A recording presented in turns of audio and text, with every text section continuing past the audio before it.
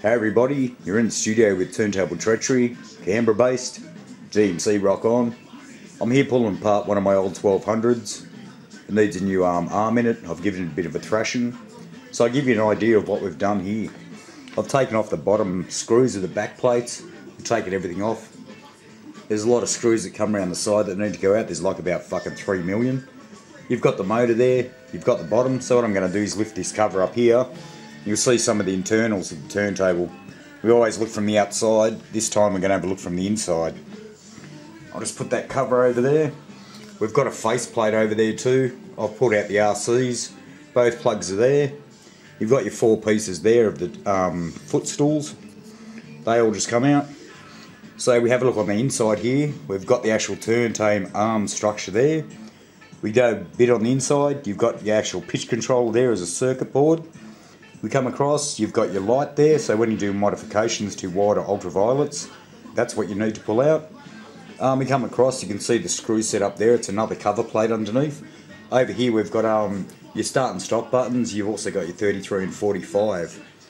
As we come up to the back, you can see the screw lines around the outside to the back of the wires. We're going to take this top plate off and see what we've got underneath that.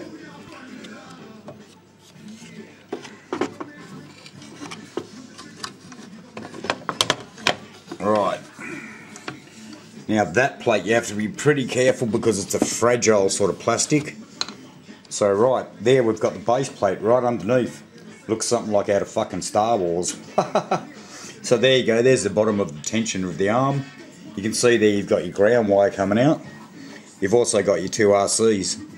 So some of the problems with the Technics are the RCs go, you'll get one channel, or they're actually not installed properly. With the screws here could be loose. So as you look along, you can have a bit of a look at the pitch control there. On the side angle, you've got your wires running off. You've also got a ground on the side there that people don't really realise. So if you're actually replacing this part here, you do have to take those ground wires off. Be careful, as they say, make sure there's no charge or anything. As we come down there, you can see the bottom of the lighting, the LED. So you've got a tube with split pins. We've got the mount at the bracket here pretty much. I'll just pull back a bit so you get a bit of a view. And that's about it. I'm going to keep going on this, so I'll keep you to the next bit. We're going to take the actual arm piece out and I'll show you how that's done. Right, so up to the next stage, we've got it all open and stuff, so we're going to attack this arm. The arm needs replacing. So what we're looking at above here is we've got all the RCs and the ground wire there. There's the one little ground wire here that's attached to which grounds the actual needle. You've got 3 screws on the outside, so if I pull out and I use a finger here, there's 1, 2 and 3. Once those screws are out, that whole arm should fall straight through that hole. So I'll give you another look when I get these screws out, do a bit of a time lapse, and that's the way you replace your turntable arms when they've had a bit of a thrashing. So we'll just get these screws out. Right, I've taken those screws out, now we're going to have a look at the top. I'll just lift this up and it should basically just start dropping through. That's the one. You've got your cords there, right. Now the arm there is the most important bit of the turntable. It's the most bit that you'll damage and the bit that gets the most work. So remember when you're taking out your RC leads and stuff, you've got a plug. You've also got the power plug running through here. Another thing with the power plug is some UK and Japanese different power points, you won't be able to pull them through the actual backing cover. So in some overseas models you actually have to cut the cable or remove the power from the other side. This side with the RCs, and that'll drop straight out. That's what I'm going to do in this one while I'm here, is replace the RCs too, so we've got a good connection. Right, so I'm going to lift this up and we'll see what we have under here and then we'll have a good look at it. Right, that's the arm right there.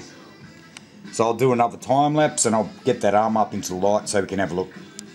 Right, for those who've never seen inside a turntable or don't fucking own one, for those who have never seen inside their turntable around, this is with all the cover off and stuff. So I'll just do a slow round so you can see how much wiring's in there. There's actually fuses, a couple of computer chips, one board. You got your direct drive and the motor, so for those, if you want to learn about turntables, you have both belt drive and direct. Direct is a motion, same as a motor as a car, or a clutch engaged system or gravity fed system. Where the belt drives, you'd have a belt running probably somewhere from here around to the bottom and back again to a smaller motor.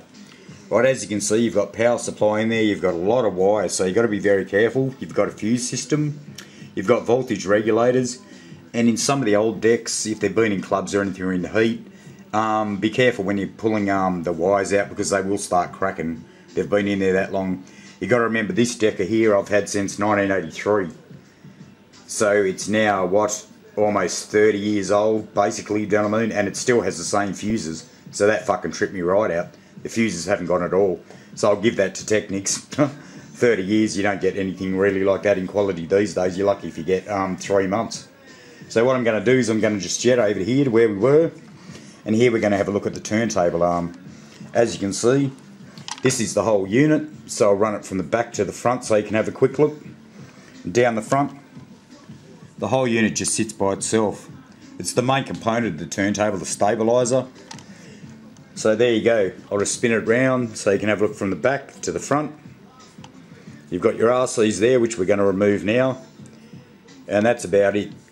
Most sound faults in the 1200s will come from the sound arm, from the scratching and the movement all the time. Sometimes just the wires will come loose, the RCs, or the internals inside are worn out. So I'll time pause here and I'll see if I can get those wires off, and we'll have another look. Alright, I've had a look inside the arm. We've had a close look in there with the RCs. I think the wiring's stuffed in there, and it looks like one of the circuits are either burnt or out. You notice when you've got the arm here, you can sort of tell with the clicks. If you actually get the arm, click it to the right and left, it should actually lock in. You'll feel it lock in there, where it won't move back. Then if you click it back, it should click into there. So I can feel there's a lot of movement in the last click, so I reckon the arm's stuffed. So what I'm going to do is order a new arm. Probably cost up to about $100, but it's worth it, because then you got a whole brand new deck. While this is all off, people think it's easy to spray 1200s and stuff when you pull them apart. It's not. You won't actually get to paint the deck cover, because everything on the Technics is connected to the plate, which is a weird system. It's not as if anything comes off this plate. If I lift this up, you can have a look. The whole plate is pretty much one cast iron unit.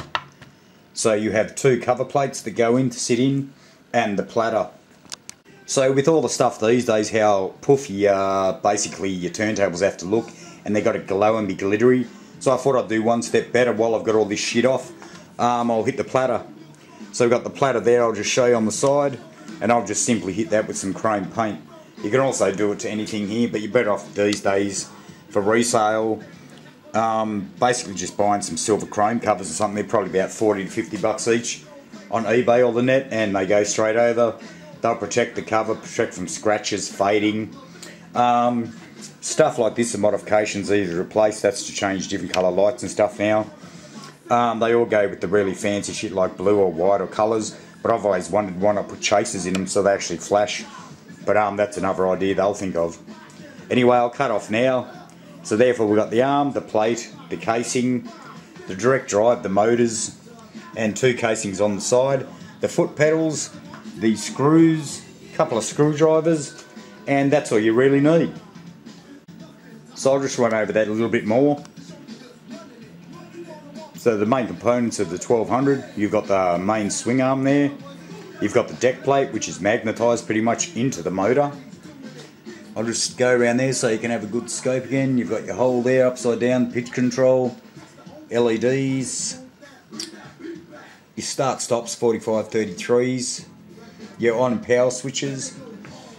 From that you have 2 other covers, which is a plastic. Be careful taking that one off, because it's very fragile. That's the one that probably retains and takes all the heat from the motor. And you have the main cover under here. So if we hold the deck up there, there's not much to it from the back either. As you can see, it's a one hole moulded thing. That's why they're so stable, and that's why they weigh a fucking ton. Right, so this is Tretch signing off, and we'll see what it looks like later when it's all back together and back into the scratch. Right, we're signing off. Turntable Treachery, Australian DMC, and we out. Peace.